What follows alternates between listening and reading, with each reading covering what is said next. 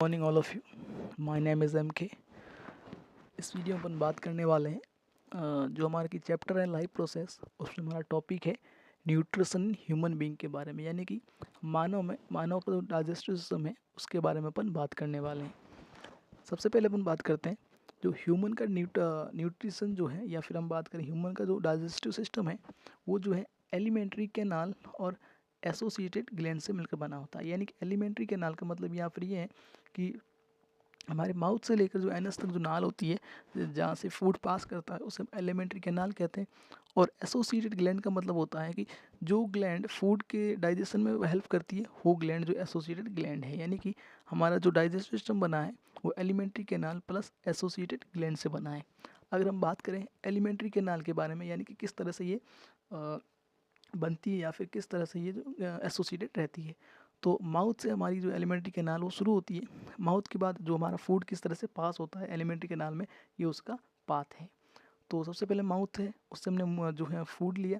ये फूड उसके बाद फेरिंग्स में जाएगा जो कि हवा और जो कि ऑक्सीजन है, और हवा हवा कह सकते हैं उसे जनरली। और फूड के लिए एक ही पाथ है, एक ही मार्ग है। उसके बाद ये जो इसोफेगस में जाती है, ये स्पेलिंग शायद गलत हो सकती है, इसको सही कर लेना आप। इसोफेगस के बाद में स्टोमक में जाती है। उसके बाद 4 से 5 घंटे फूड स्टोमक में रहता है। उसके बाद ये स्मॉल इंटेस्टाइन, फिर लार्ज इंटेस्टाइन, और फिर रेक्टम, और फिर लास्ट में एनस के द्वारा इसे हमारे शरीर से बाहर निकाल दिया जाता है। अब एक एक करके हम जो है माउथ और एनस तक के जो पार्ट है उसके बारे में बात करेंगे कि फूड कहाँ पे कितना डाइजेस्ट होता है और किसकी क्या स्ट्रक्चर है। सबसे पहले हम बात करते हैं माउथ के बारे में। तो जैसा आपको जानते हैं कि माउथ में हमारे टीथ होते हैं, टंग होती है और सिलेवरी ग्लैंड होती है। टीथ हमारा क्या काम करते हैं, chewing and grinding of food, यानी कि ये फूड को एक तरह से च्युइंग या फिर चबाते हैं और उसे पीसते हैं। ये हमारे दांतों का काम है। टंग की अगर हम बात करें तो रोलिंग ऑफ फूड, यानी कि हमारे फूड को रोल करते हैं जिससे कि फूड हमारा जो है लार से अच्छी तरह से चिपक जाए। और टेस्टिंग ऑफ फूड, यानी कि हमारे फूड का टेस्ट भी हमारा टंग ही करता है। फिर हम बात करें फूड को निगलना भी एक टंग की सहायता से ही होता है। यानी कि हमारे माउथ में 3 ऑर्गन हो गए, टीथ हो गया, टंग हो गई और सिलेवरी ग्लैंड हो गई। टीथ हमारा फूड को जो है चबाता है, टंग जो होती है उसे रोल करती है, टेस्ट करती है, और उसे जो है नीचे की ओर जो निगलती है उसे फिर ढका देती है। और फिर हमारे पास आता है सिलेवरी ग्लैंड। ये क्या काम करती है, ये जो सिलेवरी ग्लैंड होती है ये जो है सिलेवरी अमाइलेज सिक्रिएट करती है। ये एक एंजाइम है जो कि फूड डाइजेस्ट में हेल्प करता है। तो सिलेवरी एमाइलेज जो है वो जो है स्टार्च को डाइजेस्ट करता है और उसको सिंपल शुगर में बदल देता है, और सिंपल शुगर से फिर जो सेल जो है इसे एब्जॉर्ब कर लेती है और इससे एनर्जी बनाती है। तो हमारा ये from the mouth the food is taken to the stomach through the oesophagus, यानी कि माउथ का जो काम था इसने पूरा कर दिया, दांतों ने फूड को पीस दिया, और जो है जीभ ने उसको निगलने में मदद की, और जो सिलेवरी ग्लैंड है उसने जो है स्टार्च का जो है डाइजेस्ट कर लिया। उसके बाद जो फूड है वो इसोफेगस के द्वारा हमारे स्टोमक में जो एंटर करता है। अब अगर हम बात करें स्टोमक, तो large organ expand when food it enters it, walls are muscular help in mixing the food, यानी कि जो हमारा स्टोमक है एक लार्ज ऑर्गन है, एक थैली की तरह ऑर्गन है। आप प्लास्टिक की थैली मान सकते हैं, जिस तरह से हम उसे उसके अंदर कुछ भी डालने पर वो फैल जाती है, इसी तरह हमारा फूड भी, हमारा स्टोमक भी, इसके अंदर फूड आने पर ये जो एक्सपेंड कर जाता है, और इसकी जो वॉल जो होती है मस्कुलर होती है, जो कि हमारे फूड को मिक्सिंग में हेल्प करती है। अब हम बात करें स्टोमक में कौन सी ग्लैंड होती है, तो गैस्ट्रिक ग्लैंड जो होती है स्टोमक की जो वॉल होती है उसके अंदर प्रेजेंट होती है। ये गैस्ट्रिक ग्लैंड जो होती है 3 मान सकते हैं कि प्रोडक्ट जो है सीक्रेट करती है। एक है HCl, एक है पेप्सिन, और एक है म्यूकस। अब इस तीनों का अलग अलग काम है।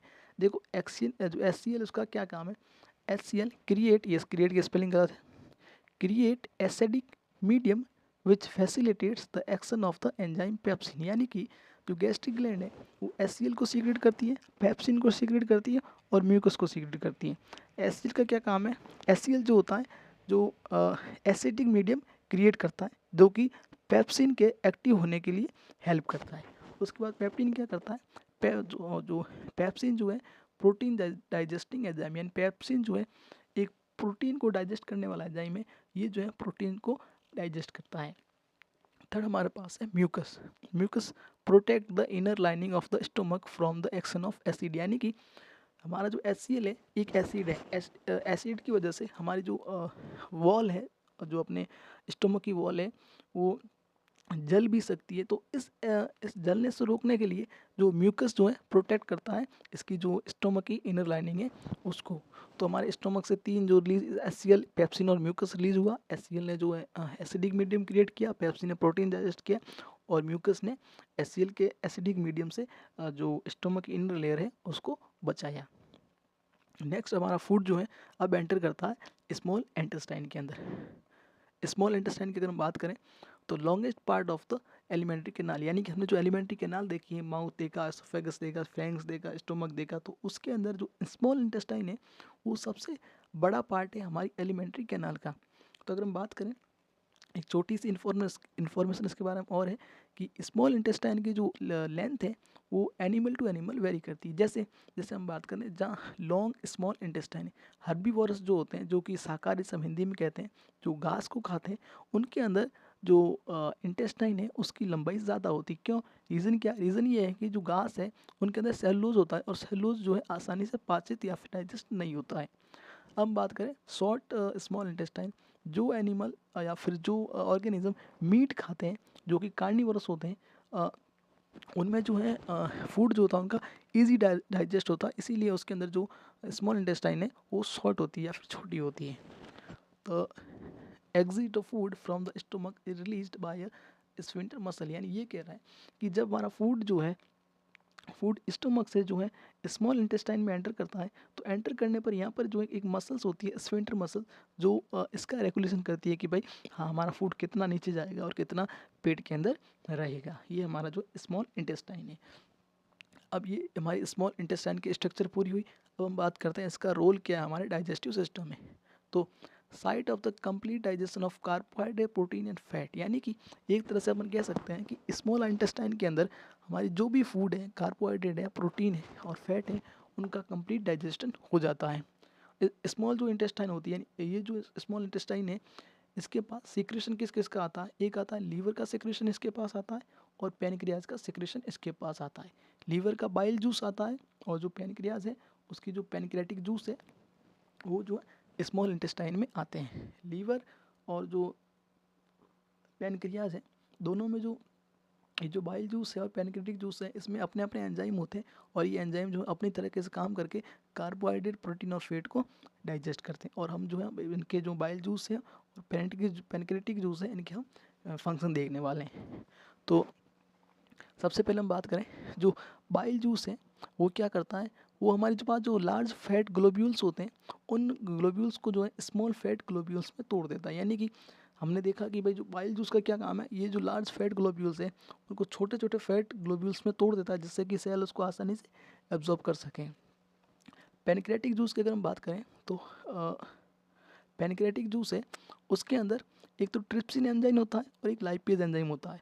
ट्रिप्सिन जो होता है प्रोटीन को जो है पेप्टोन में बदल देता है डाइजेस्ट करने के लिए, और जो लाइपेज जो होता है वो फैट जो होती है उसको ग्लिसरॉल में बदल देता है।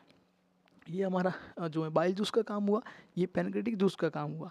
उसके बाद जो स्मॉल इंटेस्टाइन के जो एंजाइम होते हैं वो भी कुछ काम करते हैं, उन्हें हम इंटेस्टिनल एंजाइम कहते हैं। ये जो है कार्बोहाइड्रेट को ग्लूकोज में बदल देते हैं, जो फैट जो होती है उसे फैटी एसिड और ग्लिसरॉल में बदल देते हैं, और जो प्रोटीन होते हैं उसे एमिनो एसिड में बदल देते हैं।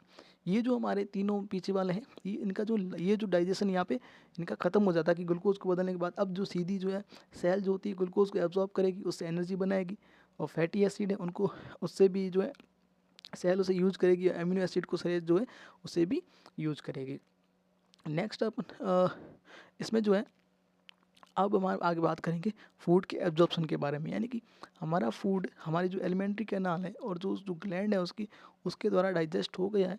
डाइजेस्ट होने के बाद उस फूड को सेल किस तरह से लेगी उसको हम एब्जॉर्प्शन कहते हैं। और अब हम बात करेंगे एब्जॉर्प्शन ऑफ फूड के बारे में।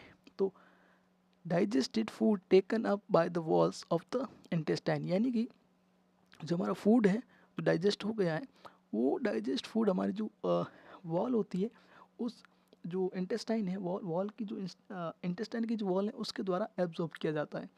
और अगर हम बात करें एब्जॉर्प्शन की, तो सबसे ज़्यादा एब्जॉर्प्शन जो है हमारी स्मॉल इंटेस्टाइन ही करती है। जो ये मान लो कि स्मॉल इंटेस्टाइन की दीवार है, तो स्मॉल इंटेस्टाइन की जो दीवार है उसके अंदर मैंने जो लाल लाल बना रखे हैं, ये जो विलाई है, विलाई क्या करते हैं, ये जो सरफेस एरिया को इंक्रीज़ कर देते हैं, जिससे कि फूड का और जो एब्जॉर्प्शन है वो ज़्यादा होता है। बाद में cell utilise for obtaining energy, building up new tissue and the repair of old tissue. यानी कि सेल इसको जो है फूड को ऑब्टेन करेगी, ऑब्टेन करने के बाद इसको एनर्जी बनाएगी, एनर्जी बनाने के बाद जो हमारे टिश्यू है उन्हें हम रिपेयर करेंगे और जो नए टिश्यू का फॉर्मेशन करेंगे। ये हमारा जो है एब्जॉर्प्शन ऑफ फूड हुआ। उसके बाद हमारे जो लार्ज इंटेस्टाइन और जो एनएस बचता है, लार्ज इंटेस्टाइन क्या करती हैं, जो अनएब्जॉर्ब फूड है उसको ये जो है लार्ज इंटेस्टाइन में आ जाता है, और जो लार्ज इंटेस्टाइन जो होती है इसमें से वाटर और मिनरल्स को फिर एब्जॉर्ब करती है, और ये एब्जॉर्ब करने के बाद ये से रेक्टम में भेज देता है लार्ज इंटेस्टाइन, और रेक्टम में भेजने के बाद जो एनएस है उसके द्वारा हमारा फूड जो है एक एक्सक्रीटरी प्रोडक्ट के रूप में बाहर आ जाता है। The rest of the material is removed from the body by the NS.